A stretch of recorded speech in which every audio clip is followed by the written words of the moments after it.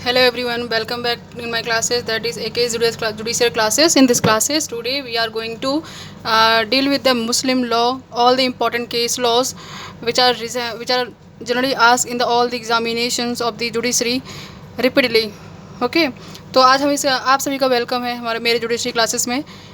आज हमें मुस्लिम लॉ की कुछ इंपॉर्टेंट केस लॉज करेंगे, पढ़ेंगे उसके बारे में। और जो बहुत ही रिपीटली जो मैं जितने भी केस लॉज लिए हैं, ये सारे केस लॉज आपके एग्ज़ाम में जितने भी एग्ज़ाम हुए हैं अभी तक उन सब में रिपीटली पूछा गया है। उन्हीं को मैंने सेलेक्टेड केस लॉज को सारे जितने भी हैं मुस्लिम लॉ के इंपॉर्टेंट्स उसको मैंने यहाँ पे ले लिया है और उन्हीं को हम आज पढ़ेंगे।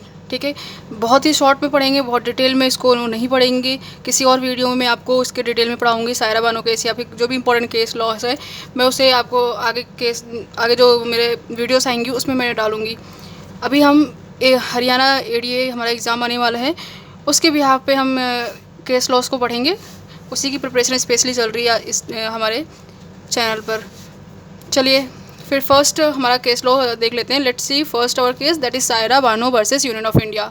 Saira Banu versus Union of India, very important case, मतलब मोस्ट इंपॉर्टेंट केस है जनरली हमेशा।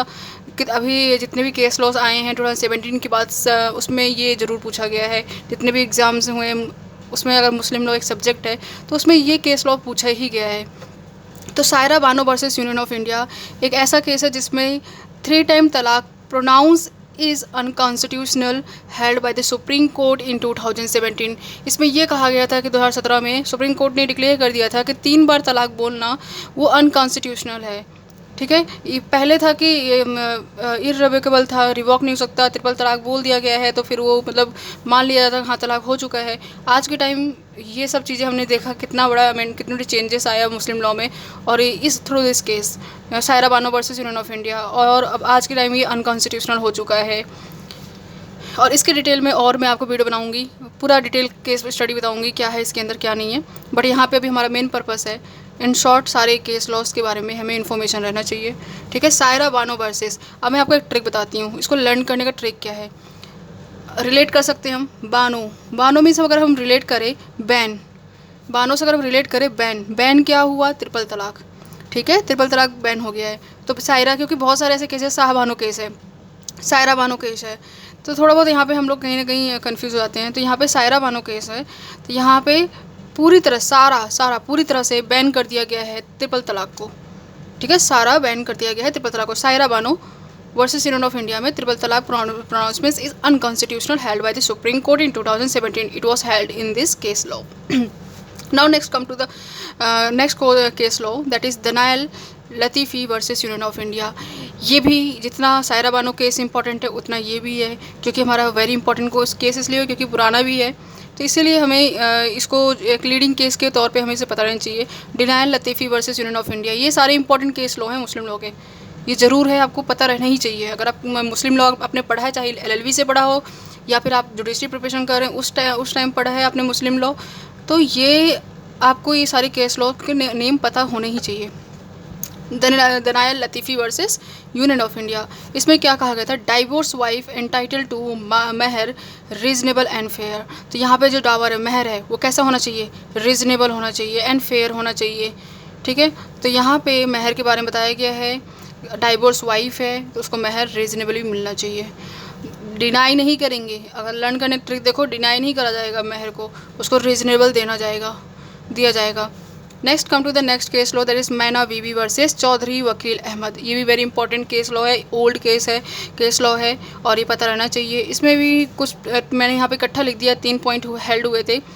अगर हम देखें तो इसे डावर के ऊपर भी ये केस लॉ है, रिटेन पोजीशन के ऊपर भी है, वाइफ रिटेन करती है पोजीशन, दैट इज़ लियन। ठीक है, लियन के तौर पे भी ये केस लॉ इंपॉर्टेंट है। आपके ऑप्शन में लियन आ सकता है, रिटेन पोजीशन आ सकता है, फिर डावर आ सकता है। तो मैना बीबी चौधरी वकील अहमद, ये केस लॉ इससे रिलेटेड है। ठीक है, देखो पोजीशन कौन रिटेन करता है, चौधरी साहब, तो ऐसे याद करो, रिलेट करो वर्ड्स को। Next fourth number case law is Anis Begum versus Mustafa. Anis Begum versus Mustafa, इस केस में कहा गया था मुस्लिम जो मैरिज है वो रिलीजियस सेक्रामेंटल भी है। ठीक है, तो ये स्पेशली केस लॉ पूछ लेता है कि in which case it was held that the Muslim marriage is a religious sacramental too. आप मेरे यहाँ पे स्पेलिंग भी मत जाइए क्योंकि मैंने शॉर्ट फॉर्म में लिखा है, बट अगर आप मैं रीड कर रही हूँ आप समझ जाइए। मुस्लिम मैरिज जो है वो रिलीजियस सेक्रामेंटल भी है, अदरवाइज वैसे कहा नहीं जाता ना, बट यहाँ पे ये इन्होंने कहा है, इसीलिए Anees Begum versus Mustafa case law को हमें पढ़ना ज़रूरी है। Now come to the fifth case law number, that is a Shah Bano case. Shah Bano case very important case है, जिसमें बोल रखा है कि ये डायरेक्टली नाम से ही आता है साहबानो केस। तो यहाँ पे without divorce desertion is entitle to maintenance. बिना डाइवोर्स के डिसर्जन अगर हुआ है तो वहाँ पे उसको मेंटेनेंस दिया जाएगा। अगर डाइवोर्स नहीं हुआ है, आप अलग रह रहे हो, तो आपको मेंटेनेंस देना पड़ेगा 125 सेक्शन 125 ऑफ द CRPC के थ्रू, इसमें ये बोला गया है। नेक्स्ट हमारा केस है Shamim Ara versus Union of India, I mean UP. Shamim Ara versus UP, Shamim Ara versus UP. ये इसमें क्या कहा गया है, अनकम्युनिकेटेड तलाक इज़ नॉट अ तलाक। ठीक है, समीम आरा वर्सेस यूपी, इसमें क्या कहा गया था, अनकम्युनिकेटेड। अगर आपने सामने बात नहीं करी, आपने सामने उसको बोला नहीं तलाक, तो तलाक नहीं कहलाएगा। आप कहीं से भी बैठे हो, अपने मन में ले लिया, आपने अपने मन में बोल दिया कि मैं इसको तलाक देता हूँ, तो वो तलाक नहीं कहलाएगा। उसको कम्युनिकेट करना पड़ेगा किसी भी थ्रू, कम्युनिकेट उसकी तरफ इन्फॉर्मेशन वहाँ तक पहुँचनी चाहिए।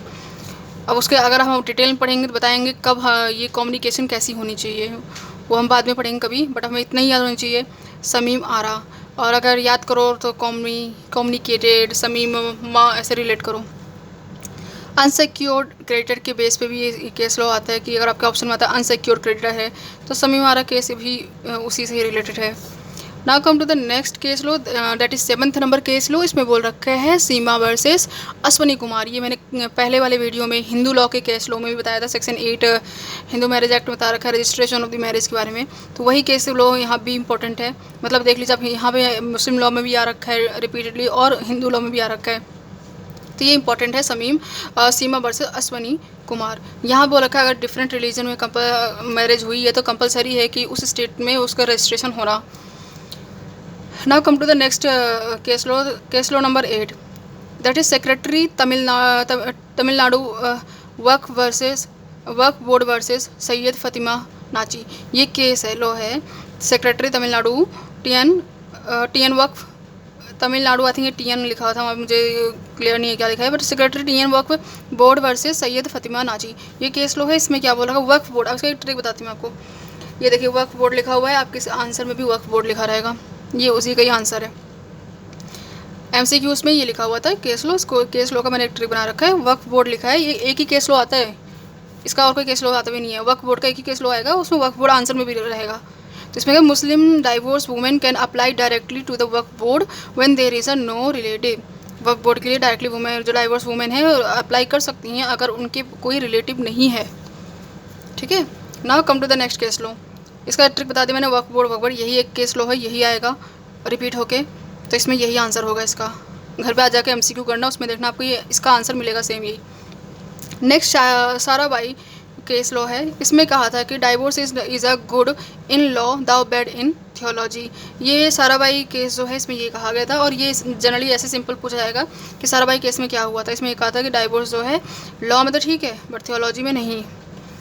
नूर सबा खातून वर्सेस मोहम्मद कासिम एक केस लॉ है, और उसके बाद अगर इसका भी मैं अभी बताऊंगी आपको क्या है इसका इंपॉर्टेंस, इसके अंदर क्या हुआ था। इससे पहले हम ये पढ़ लेते हैं जो बहुत ही इंपॉर्टेंट क्वेश्चन केस लॉ है, बहुत ही ज़्यादा जनरली पूछा गया है। और ये आप अगर देखें कि हमारे दूसरे भी जो के उसमें हिंदू मैरिज एक्ट में उसमें हिंदू लॉ के अंदर भी इसको पूछा गया है, क्योंकि एक्नॉलेजमेंट पे है। किस पे है ये एक्नॉलेजमेंट करना, तो वहाँ पे एडॉप्शन पे या फिर उन सारे केस लॉ पे है। Mohammad Ahmad versus Mohammad Ismaili Khan, Mohammad Ahmad versus Mohammad Ismail Khan. इसमें बोला था डॉक्ट्रिन ऑफ एक्नॉलेजमेंट। क्या है इसके अंदर, डॉक्ट्रिन ऑफ एक्नॉलेजमेंट। ये देखिए एक्नॉलेजमेंट लिखा हुआ है, ये इसी का ही है, इस्माइल खान। अब इसमें जनरली आप इस वर्ड को याद कर लो, इस्माइल खान हमेशा एक्नॉलेजमेंट में ही आएगा। ठीक है, इसका एक अपना ही केस लॉ है, इंपॉर्टेंट है, एग्जाम में पूछे जाएंगे, इसको आप छोड़ नहीं सकते। ठीक है, अब इसके आगे मैं आपको दिखाती हूँ कुछ इंपॉर्टेंट मैं आपको बताने वाली थी, मुस्लिम लॉ से ही रिलेटेड कुछ इंपॉर्टेंट पॉइंट्स थे, मैं आपको भी बताती हूँ। तो गाइज़ वो केस लॉज जो है इतने ही थे इम्पॉर्टेंट, और मैंने देखा वो इम्पॉर्टेंट है नहीं आपके केस लॉज, तो मैंने उसे मैं यहाँ पे आपको मैं और एक्सप्लेन नहीं करना चाहती आगे वो, क्योंकि काफ़ी कंफ्यूजिंग हो जाएगा और आपके लिए वो इम्पॉर्टेंट है नहीं। तो मुझे लगता है इस वीडियो में तो नहीं मुझे बनाना चाहिए, उन सारे केस लॉ को आपके सामने डिस्कस नहीं करना चाहिए। I have to discuss in the next video definitely, but that video is also related to the Muslim law, but that is a important related to the concept point of view.